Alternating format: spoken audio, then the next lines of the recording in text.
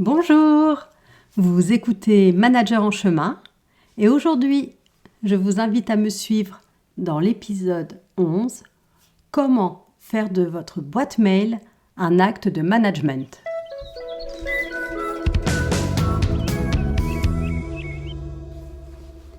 Bienvenue dans Manager en chemin. Je m'appelle Anne-Sophie et je suis manager depuis plus de 20 ans. Si vous êtes manager ou que vous envisagez de le devenir, vous trouverez ici des outils, méthodes et réflexions vous permettant d'avancer pas à pas dans votre management. À chaque épisode, je vous accompagnerai dans votre rôle et vous encouragerai à prendre du recul afin de générer en vous des prises de conscience et des déclics. Alors, attachez vos lacets, prenez votre sac à dos et suivez-moi.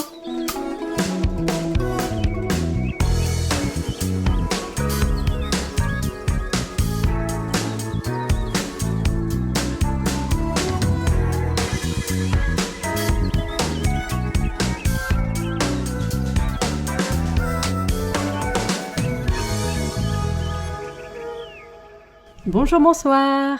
Aujourd'hui, dans ce 11e numéro de Manager en chemin, je vais vous parler du mail.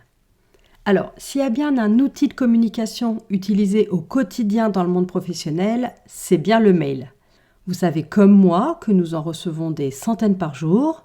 Ils sont là dès le matin, alors même qu'on n'a pas commencé notre journée. Ils arrivent au fil de l'eau, toute la journée, et ça ne s'arrête jamais. Et pour cause, on ne peut pas travailler sans. Mais la question que je souhaite poser aujourd'hui, c'est devons-nous pour autant perdre le contrôle de notre organisation en nous arrêtant à chaque fois que nous recevons un mail? Tiens, une petite question pour commencer cet épisode. Qui rythme vos journées? Vous ou l'arrivée de vos mails? Pour ma part, j'ai souvent été déconcentrée de mes tâches par l'arrivée d'un mail. Souvent, la consultation du mail m'a déconcentrée de ce que j'étais en train de faire, m'a désorganisée et a été aussi à l'origine d'un certain stress. D'ailleurs, des mathématiciens d'une université au Danemark, l'université technique plus exactement du Danemark, la DTU, ont confirmé que nous sommes plus rapides aujourd'hui en production et en consommation de contenu, mais que cela entraîne un épuisement de nos ressources en attention et surtout que notre concentration diminue. C'est pourquoi aujourd'hui, j'aimerais que vous vous interrogiez sur votre organisation en matière de gestion de mail. Est-ce que vous maîtrisez votre gestion de mail ou est-ce que vous subissez? Si vous êtes en maîtrise, je vous dis bravo. Vous pouvez malgré tout écouter la suite de cet épisode. Mais si vous pensez plutôt subir votre organisation en matière de gestion de mail, sachez que rien n'est définitif. D'abord, avant d'entreprendre toute action, il est important ici d'avoir conscience de la problématique et de l'accepter. C'est une étape importante si vous souhaitez vraiment reprendre le contrôle et vous corriger. Pour ça, je vais vous proposer de vous interroger. Donc, si votre organisation vous pèse, que vous ne savez plus où donner de la tête, que vous en avez assez d'être dérangé toutes les 5 minutes par des notifications, c'est donc que vous ne maîtrisez pas totalement votre gestion de mail. Donc, demandez-vous quelle est, selon vous, votre perception d'un bon professionnel? Est-ce qu'un bon professionnel doit répondre immédiatement aux mails qu'il reçoit? Dans quel délai raisonnable un bon professionnel doit répondre à un mail? Est-ce que c'est dans la minute qui suit la réception du mail? Dans l'heure? Les 4 heures? Un jour? 2 jours? Posez-vous ces questions. Demandez-vous quelle est votre perception de l'efficacité? Pensez-vous que l'on est plus efficace en faisant plusieurs choses à la fois? Est-ce que vos mails vous empêchent d'exécuter certaines tâches ou d'approfondir certains dossiers? Pensez-vous que tous les mails doivent être traités de la même façon en tant que manager? Est-ce que vous répondez à tous les mails que vous recevez ou est-ce que vous en relayez aux membres de votre équipe et comment vous le faites? Une fois que vous avez fait le point sur votre organisation, ne culpabilisez pas si vous constatez qu'elle n'est pas parfaite. Personne n'est parfait et sachez qu'il faut être courageux pour accepter ses travers. Soyez tolérant avec vous-même. L'important est de se rendre compte de la situation et de l'accepter là, telle qu'elle est aujourd'hui. Dans un deuxième temps, il est important de réfléchir à vos comportements. Demandez-vous pourquoi vous agissez ainsi lorsque vous recevez des mails dès leur réception, alors que vous travaillez sur un dossier sur lequel vous avez des difficultés à avancer. Pourquoi vous allez voir votre boîte mail, pourquoi vous vous déconcentrez. Vous pouvez aussi vous demander pourquoi vous ne vous engagez pas totalement sur votre dossier, sur votre projet.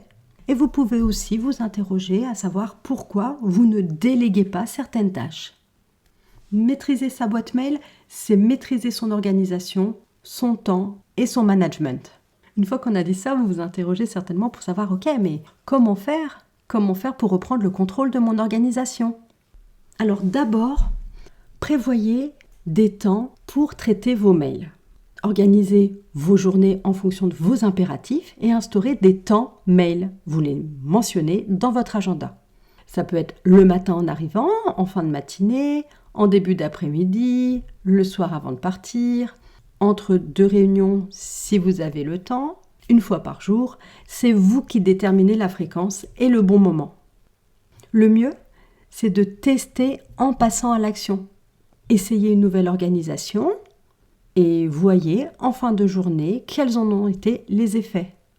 Par exemple, le matin, donnez-vous un objectif de respecter vos temps mail, de préparer des mails à l'avance ou de vider votre boîte ou de déléguer certains mails. Et voyez le soir comment vous avez avancé dans votre journée par rapport aux tâches que vous vous étiez fixées le matin. Pour reprendre le contrôle de votre organisation, vous pouvez stopper les notifications sonores ou visuelles de votre boîte mail, utiliser donc certaines signatures ou modèles de mail qui peuvent vous faire gagner du temps, créer des règles. Des règles, c'est bien pratique. Moi, je les utilise souvent. Ça permet de classer des messages.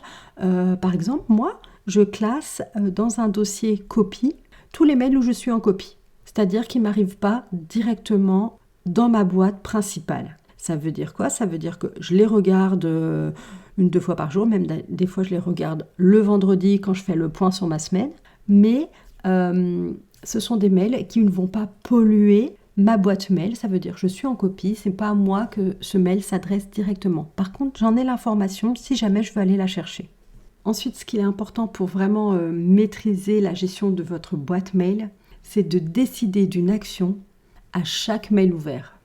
Donc une fois que vous avez défini votre temps mail, vous traitez chaque mail que vous ouvrez, c'est-à-dire vous décidez tout de suite de l'action à donner. Alors pour vous aider à donner une action à chaque mail, je vous conseille d'utiliser un basique, d'utiliser la matrice d'Eisenhower. Je pense que vous la connaissez, cette matrice. C'est une matrice qui permet de classer les actions suivant leur importance ou leurs urgences. Donc, si un mail est important et urgent, il sera donc à traiter en priorité. Et là, vous définissez un temps pour traiter ce mail. Si un mail est important mais non urgent, le contenu de ce mail devra être planifié. Si un mail est non important mais urgent, là, vous le déléguez. Et si un mail est non important et non urgent, donc il s'agit d'une info que vous pouvez transférer à votre équipe, vous mettre de côté pour informer votre équipe lors d'un point hebdomadaire. Après avoir pris l'info, ne le gardez pas dans votre boîte mail. Donc pour vous aider au quotidien sur les actions à donner à chaque mail, je vous propose de garder près de vous un arbre de décision que vous pouvez retrouver sur une fiche disponible sur le site pratiquedumanager.com, donc une fiche que j'ai rédigée, car oui, je ne vous l'avais pas encore dit, mais je suis aussi auteur pour ce site et je rédige des fiches pratiques à destination des managers. Je vous mettrai le lien dans les notes de l'épisode. Donc une fois que vous avez décidé de l'action à donner à votre mail, il est important de classer votre mail et de ne pas le garder dans la boîte mail en attente de traitement. Donc une fois que vous avez décidé de chaque action pour chaque mail, vous vous retrouvez avec certains mails à traiter qui se retrouvent dans votre agenda avec les autres tâches. Ici, pour chaque tâche, activité, travaux et même temps mail, je vous propose une méthode inspirée de la méthode Pomodoro. Donc Pomodoro, c'est une petite tomate minuteur que l'on trouve dans les cuisines et qui permet de fixer une durée avec un bip, une sonnerie, une fois que la durée est passée. C'est une méthode inspirée de la méthode Pomodoro. Vous n'êtes pas obligé de vous retrouver avec une petite tomate sur votre bureau. L'idée, c'est de fixer une durée. Donc l'idéal, c'est minimum 20 minutes jusqu'à 1 heure. Tout dépend de votre niveau de concentration. Moi, je sais que j'aime bien rester concentrée au moins 1 heure. J'aime bien ça. Mais vous pouvez déterminer des temps plus courts. L'idée, c'est pendant le temps que vous avez déterminé, de rester focus sur votre tâche sans vous déconcentrer. Vous choisissez une tâche, vous réglez votre minuteur et vous travaillez sur cette tâche sans vous déconcentrer. Et surtout, vous retirez les notifications de votre boîte mail. Il y a des études qui ont montré qu'on commence à se concentrer au bout de 4-5 minutes et que si on est déconcentré, il nous faut de nouveau 4-5 minutes pour nous concentrer. Donc imaginez, 4-5 minutes pour vous concentrer, bam, vous recevez un mail, vous regardez le mail, vous vous remettez sur votre tâche. 4-5 minutes pour vous concentrer. En termes d'efficacité, on peut vraiment constater que ce n'est pas l'idéal. Donc essayez la méthode Pomodoro, définissez votre durée, 20 minutes, une demi-heure, 3/4 d'heure, 1 heure, et restez focus sur votre tâche sans vous déconcentrer durant la durée fixée. Si vous avez des idées ou des interrogations qui vous viennent pendant ces séances, donc focus, vous prenez une feuille à côté de vous, vous les notez de façon à vous libérer la tête, mais vous n'allez pas voir dans votre boîte mail ou sur Internet pour vérifier. Vous les notez et vous continuez votre tâche, votre activité. Si vous n'avez jamais pratiqué cette méthode de rester comme ça, focus, sans être déconcentré, ça peut être un peu dérangeant, déstabilisant au début. Donc, soyez tolérant avec vous-même. Ça demande du temps de mettre en place de nouvelles habitudes et de reprogrammer ses comportements. Mais on parle bien ici de reprogrammation de comportement. Donc, l'important, c'est de commencer à tester. Donc, si vous n'avez pas l'habitude, commencez par des durées de 20 minutes. Et voyez, notez les effets que ça produit. Notez les effets en vous disant, oui, j'ai réussi à terminer une tâche, j'ai avancé, ou ça a été difficile, je vais recommencer le lendemain. Pour quelle raison ? Parce qu'il me faut plus de temps pour me concentrer, donc je vais essayer avec une demi-heure. Essayez, testez. Ce que je voulais aussi vous dire, c'est que là, ici, l'idée, c'est de tester votre organisation. Peut-être que celle d'un de vos collaborateurs managers ne sera pas la même. Très bien, c'est son organisation. Là, l'idée, c'est vraiment de tester votre organisation et de prendre de la hauteur par rapport aux effets, aux tests de votre organisation. Alors, pourquoi je vous dis tout ça dans Manager en chemin ? Pourquoi je vous parle d'une meilleure organisation dans votre boîte mail ? Et surtout, pourquoi j'ai intitulé le titre de cet épisode « Faire de sa boîte mail un acte de management ». D'abord, parce qu'en tant que manager, vous savez très bien que le manager court souvent après son temps. Et grâce à cette méthode, vous gagnerez en productivité. Quand on gère efficacement ses mails, on est moins déconcentré par eux tout au long de la journée. On gagne en productivité, que ce soit dans le traitement des mails à proprement parler, mais aussi dans le traitement de ses tâches. Aussi, mieux gérer sa boîte mail, c'est être plus serein. Donc, une gestion de mail plus simple vous fera gagner en efficacité, en sérénité. Vous serez moins stressé, plus efficace. Et ça, c'est une posture importante lorsque l'on est manager, puisque lorsque l'on est manager, donc on doit gérer une équipe. Et l'idée, c'est pas non plus de leur donner du stress, d'être stressé quand ils arrivent pour vous poser une question, pour donner des indications, des feedbacks. Vous serez plus serein en maîtrisant votre organisation, en maîtrisant la gestion de vos mails. Et enfin, vraiment, ce qui est important, c'est que vous pourrez vous reconcentrer sur votre management.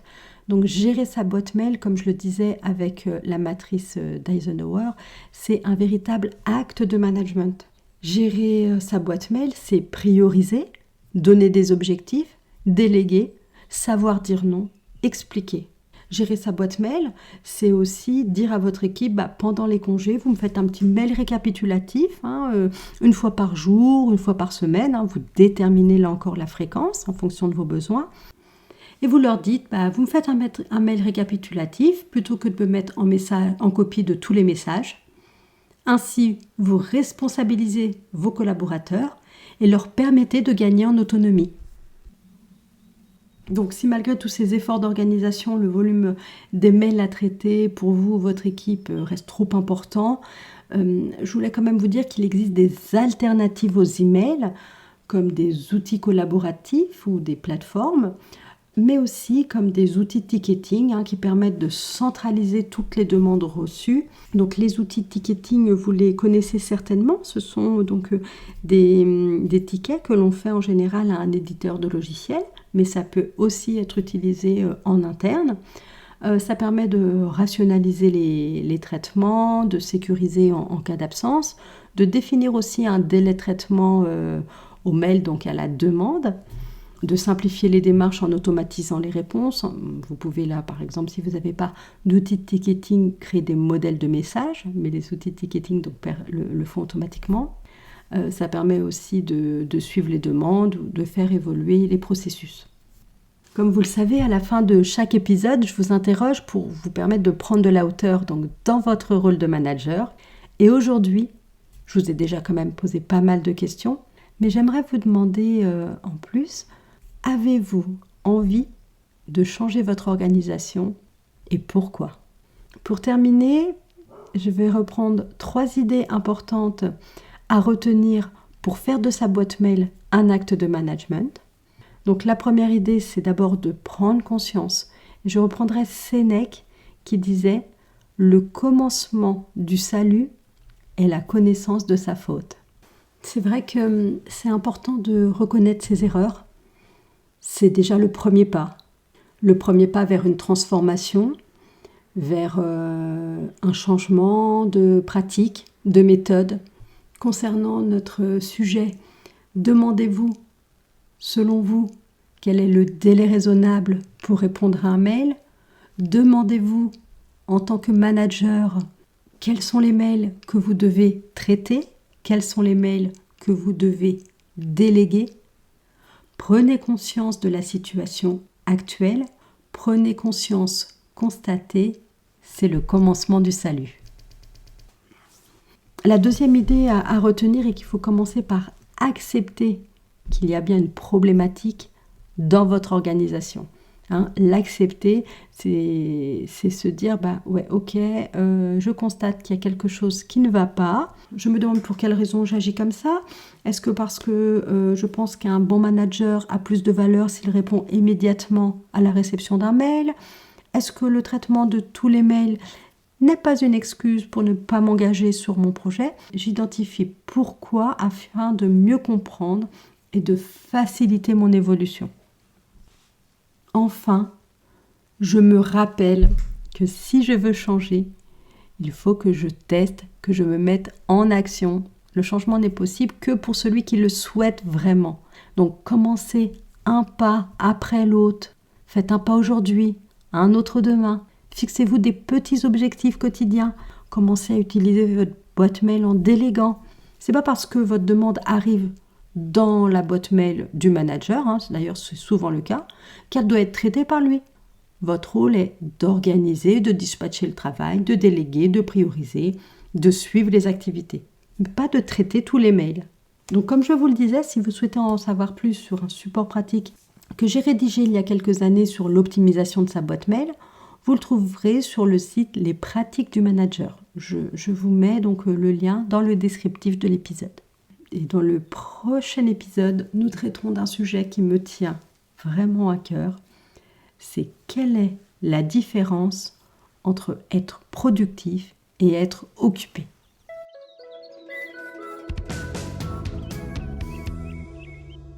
J'espère que vous avez apprécié cet épisode et surtout, j'espère qu'il vous a permis d'avancer et d'y voir plus clair dans votre rôle de manager.